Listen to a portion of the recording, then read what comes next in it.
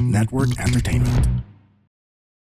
Kung gusto mo ma-promote, gusto nyo tumaas ang sweldo, you have to Oo. report monthly sa boss na these are what I did sa Oo. opisina. Ito yung mga natapos kong projects. Ako yung sumalo ng trabaho ni ganito, ni ganyan. Oo. And syempre, nakasisi dapat ang HR. Hindi lang dapat yung salita lang, yung boka lang na mga asar ka lang or magbibiro ka. Huwag ganun. Be more professional and be more structured pagdating sa mga ganyang usapan.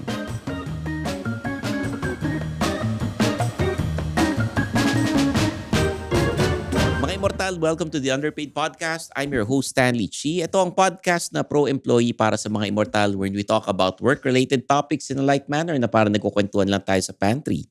Kasama ko ang aking co-host na si Zard Los Reyes. Hello, hi Stanley. And alam mo naman, Zar, we've been reading letters from our listeners, mga Immortal. Nagpapadala sa Facebook, sa Facebook, Instagram ng Underpaid.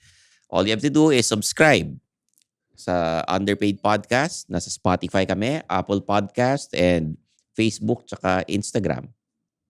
We also have our personal social media accounts. Ako, Stanley Chi.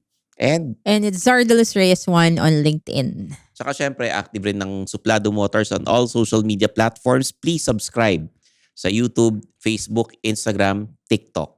All the latest cars na maihiram namin, ilalagay namin lahat ng content dun. We interview celebrities kung anong sasakyan nila. Oo. And kung ano yung nire-request nyo minsan pagdating sa motoring industry, ginagawa namin. And we've been guesting people from the motoring industry sa Underpaid tulad ng mga kaibigan natin sa Visor. Yes, that's correct. Si Sir Vernon, nag-guest din dito, di ba? Kung may request kayo, sabihin nyo lang sa amin. Si Gabriel Go will be guesting in the future. Oo. We've guested Bong Nebriha dati. Oo, tama. Kung gusto nyong mag-take 2 siya uli dito, mag-part 2 ng guesting niya, sabihin nyo lang. At saka yung car na dala natin ngayon, di ba? Different. It's Suzuki Fronx. Yun. Creating new content, so subscribe na kayo. Zar, etong Underpaid secret files natin, marami nagpapadala. Di ba?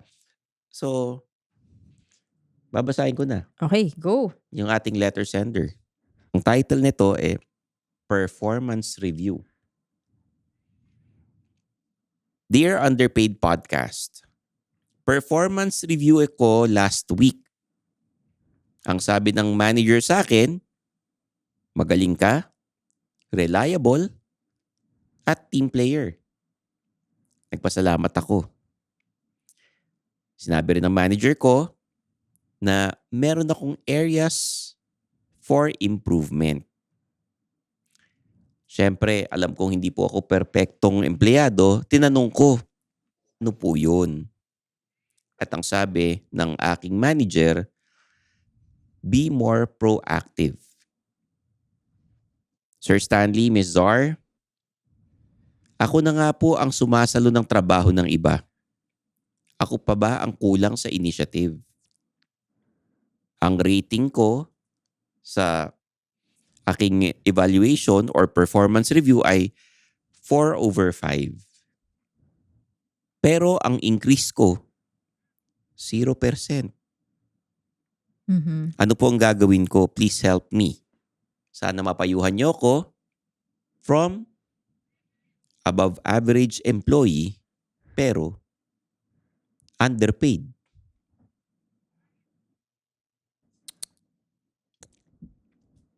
Ano mapapayo mo rito, Zar? Ano rating niya? 4/5. 4/5. Oo. Ikaw na-rate ka na ba before? Yung mga ganyan? Usually pag may performance evaluation or performance review, the manager or the boss will tell you yung mga weaknesses mo. O kunyari, ang weaknesses mo ay yung punctuality. Or kunyari, may deadline kayo, hindi nyo na-meet. May mga ganong pag-uusapan. Pero kunyari, be more proactive. Minsan, hindi natin alam kung ano yung gusto ng boss eh. Tama. Hindi specific kung ano yung gustong, paano maging proactive? Proactive ba sa pakipag-usap sa kliyente? Oo. Proactive sa opisina? kung sabi naman ni employee na na above average employee, siya sumasalo ng mga sabit Oo. ng trabaho ng mga kaopisina niya. So, ako tatanungin ko, "Sir, saan ako pwedeng maging proactive pa? Kasi ako na yung gumagawa ng trabaho ng iba Oo. pag sumasabit sila. Tama. Do I need to be more proactive sa sales? Sa PR ba yan ng Oo. kliyente? Sa PR ba yan sa opisina?" Parang merong miscommunication. Or Mm. baka you're doing the work of your office mates pero iba nakakarating sa boss mo. Oo. Hi, I'm Victor Anastasio of Comedy Manila. Are you looking for positive vibes and inspiration in your daily life? Di wag kang makinig sa podcast ko dahil baka mabwisit ka lang. Intellectual Wall with Victor Anastasio. Ano bang pinag-iisipan at pinapag-complainan ng isang komedyante? Ano ba ang isang stand-up comedian sa Pilipinas sa likod ng tabing ng entablado? Yan ang i-reveal natin sa Intellectual Wall with Victor Anastasio, produced by the Pod Network.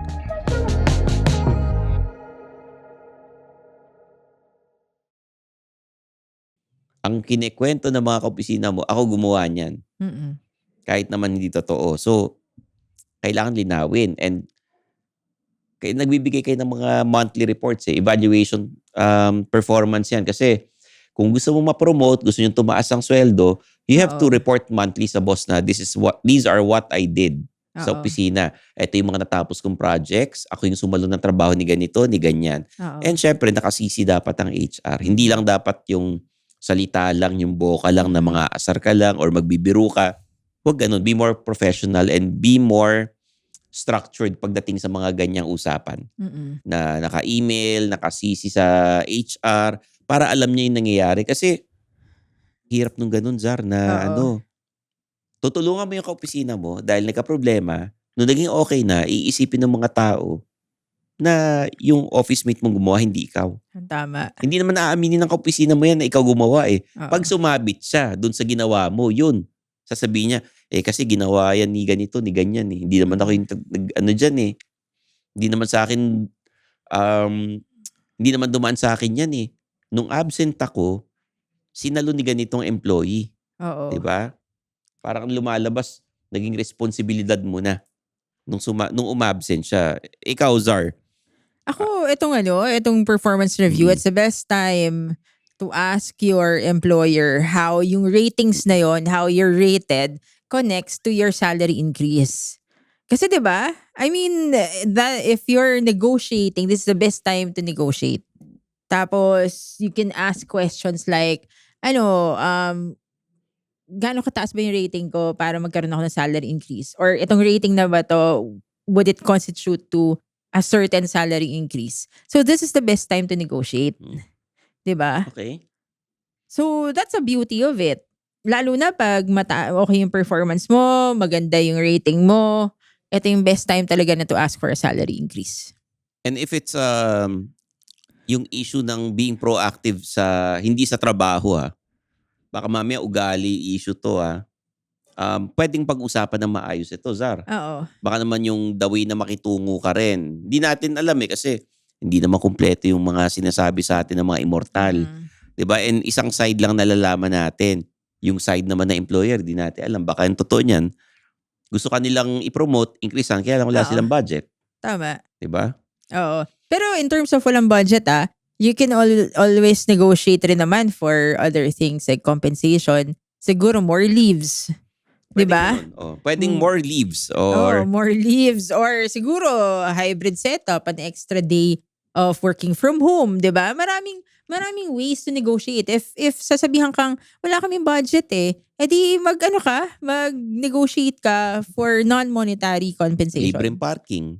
Oo, actually Pwede ganun, malaking diba? bagay yung parking kasi kung gagawin mo, kunwari parking mo 100 a day, hindi mo malaking bagay rin 'yun. Or kung In the yari, long ito run. na lang, malaking tulong ito Kung lahat ng empleyado pumapasok na alas 8, baka you can negotiate. Baka pwedeng 10 o'clock ako pumasok. Oo, may flexibility Ganon, sa oras, 'di ba? So maraming ways to negotiate, hindi lang yung salary, hindi lang pera. Meron rin yung mga non-monetary. So ayun, linawin lang lahat ng mga kailangan linawin sa HR at Mhm. wag lang yung ichichika lang kay boss, ichichika mo sa mga kaopisina, Oo. wag yung ichichika mo lang kung kani-kanino tapos biglang kakalat na hindi ka masaya sa trabaho mo. Oo. Kasi ang lalabas niyan, ikaw yung Tama. magkakaroon ng problema, ikaw yung masama, di ba? Oo. So I hope na nakatulong kami, above average pero below or underpaid employee. Maraming salamat sa sulat na pinadala ninyo, and for other concerns, mag-message lang kayo sa amin, mga immortal, no? Sa Facebook, Instagram, and sa personal social media accounts namin, bukod sa underpaid. Okay, so there you have it. Yes. For Zardelos Reyes, I'm your host Stanley Chi. This is the Underpaid Podcast.